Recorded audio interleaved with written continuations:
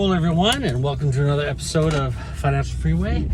My name is Dave Attwood, the man rocking the Ray-Bans, and today was an interesting day. I woke up, and some days, yesterday we talked about how it was just like pure hell for me to get out of bed and actually start moving and getting to a place where I can get to the gym and get to the workout.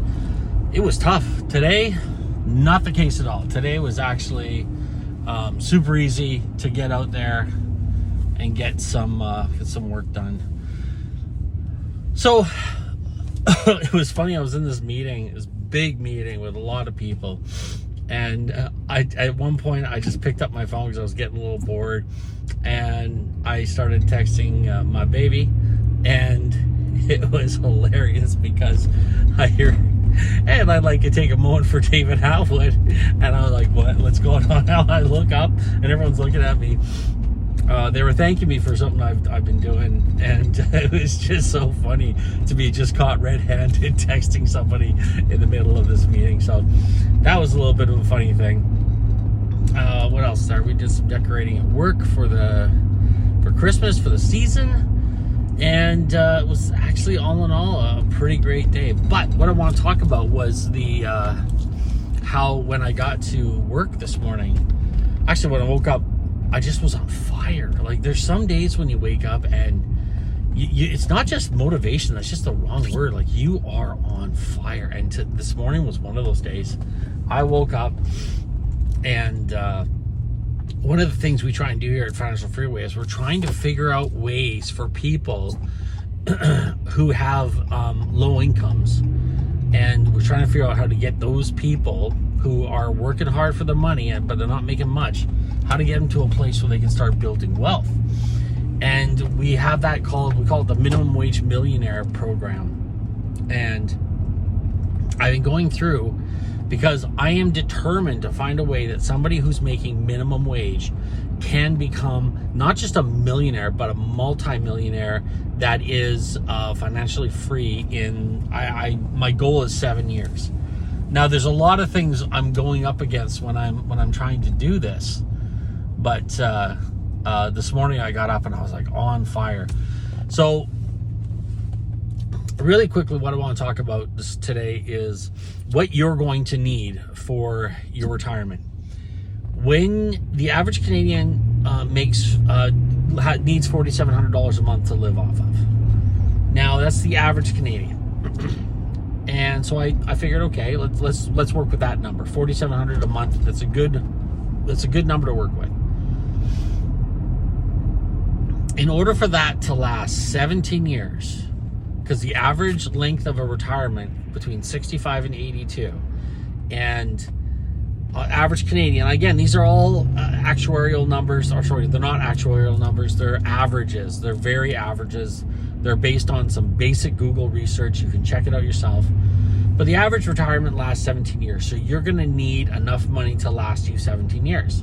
So if you take the $4,700 a month that the average Canadian needs, you're going to need about $475,000 if you're making about 10% return on your investment, which is what I've figured out what to do. That's the historical average of the I don't know, let's say the stock market, but real estate's done the same, historically has done about 10%. So on that note, I figured, well, what do we need to save that $47,000? Well, again, we need to throw this into a lot of algorithms, but you can do it. You can do it if it's invested properly and you use the money strategically, even if you're not making a lot of money. And that's the goal of me. My goal, we talk about financial freedom, living a life of abundance and all stuff, which is really important. But my number one goal is to make sure that every Canadian can retire in comfort. I don't mean having steak every night. I don't mean going to restaurants and going on a world cruise every year. I'm talking about just being comfortable, having a home that's safe and warm, having food in your belly, having the rent paid, having the utilities paid, and just being able to buy some gifts for the grandchildren once in a while. That's my goal. And what I hate, and I'm seeing it more and more as I get older, I'm starting to see my contemporaries start to retire, or sorry, not to retire. That's the problem. They're starting to realize, they're starting to look and they're going at 55 or 57, start to realize, oh no, I don't have any money saved for my retirement. I lost the house in the divorce. I never got back into the real estate market. I never invested. I never saved. They don't have the plan. So, and that's the problem, is if you're not thinking, you're not realizing that this is something that has to be addressed. If you don't have a plan, you're going to end up waking up one day realizing you're in your 50s and you don't have a dime saved or invested, and you don't have any plan. Then we're all in trouble. So my goal is to make sure that everyone understands that even if you don't make a lot of money, there is a way to set yourself up for retirement. Just do it, get it done, and you don't have to worry about it again for the rest of your life. Put a couple of bucks every day into your RSP, into your investment strategy. Put that 18% away. Make that money. Invest it wisely. Be conservative with your investing. And so you have something at the end of the day. Don't count on your house as being part of your real estate, part of your retirement plan. That is a losing game. Don't do that. I know so many people who have done that and said, oh, no, it's okay. My house is my pension plan. So you're planning to get a reverse mortgage, and hopefully that lasts. And then when you die, the place, the property that you signed your house, or the company you signed your house off over to, they get the house, and your kids get nothing? Come on. It's not a plan. It's not a realistic plan. So and again, it's not the end of the world. Some of the things I'm asking people to do, it's not crazy. Like, it's not a crazy thing to say, okay, let's move. And this is the thing though, it makes such a difference. But let's move to a slightly smaller house. Let's move to a slightly less desirable neighborhood and save thousands of dollars a month in rent or mortgage. Little thing. I mean, it's a big thing to think that way. Let's save some money. Let's get that war chest built up. Let's get ready for to make so when the opportunity comes to change cities or start a new business, we've got a little bit of cash that we can carry us until we get settled. It's not rocket science. If you live paycheck to paycheck and you spend every single penny you make, you're never going to get ahead. Now, and the thing is, I was there. I was that guy who was saving, spending every dime. And I honestly believe I had to. And, I remember one time, going out on Friday night, getting pizza for the kids and realizing, this pizza cost me $30. And for $30, I could have got a healthy meal and fed us all and probably done something else a little bit more fun. Not saying cut out pizza, but start to live a life of frugality. Start to realize that your paycheck is not just your paycheck for today, it's your lifeline for the future. And you want to kind of build that up and start. It's just so important to start thinking about retirement. You got to put that money away, get your retirement set up. That's the first stage of saving. Number one, save. Just save 18% minimum.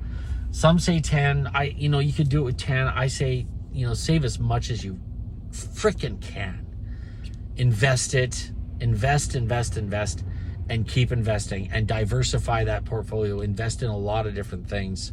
Invest in real estate, invest in stocks, and invest in different types of stocks, invest in watches. Do all kinds of investments to mitigate your risk, and so and have fun with it too. You can.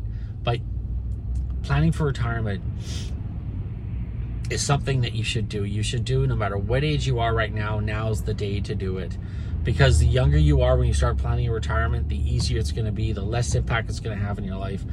If you're in your 50s and you're starting to think about retirement, you know what?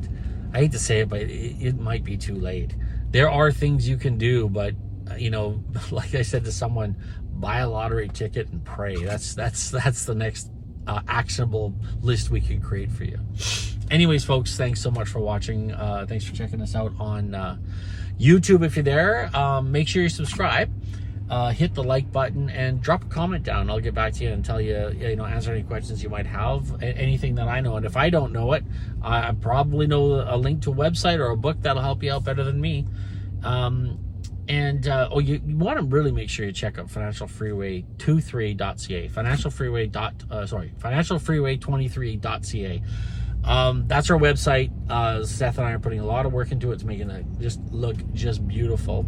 Not only do we have the YouTube links in there, but we have links to other resources as well, and a couple of blog posts about finance, life, certain things to make your life a little bit more comfortable and abundant. But most importantly, folks, what I would love to do is our mission is to get the word out, help us spread the word, share the word about financial responsibility and frugality and planning for that retirement. Because if you're not taking care of yourself, the law is someone else's, and that's really the way it is. Do you want your kids taking care of you in your retirement, in your old age? No, you don't. No, you don't. A lot of people make jokes about it, but you don't. You want to be able to take care of yourself. And at the end of the day, you want to take care of your kids and grandkids as well. So spread the word, pass it on. And like I said before, even if you're not sharing this content, if you're just telling people what we're talking, repeating it, that's all that matters, because it's our mission, Seth and mine's mission, to get the word out and let everyone know that they have an inalienable right to live a life of abundance. Thank you so much. Enjoy the rest of this beautiful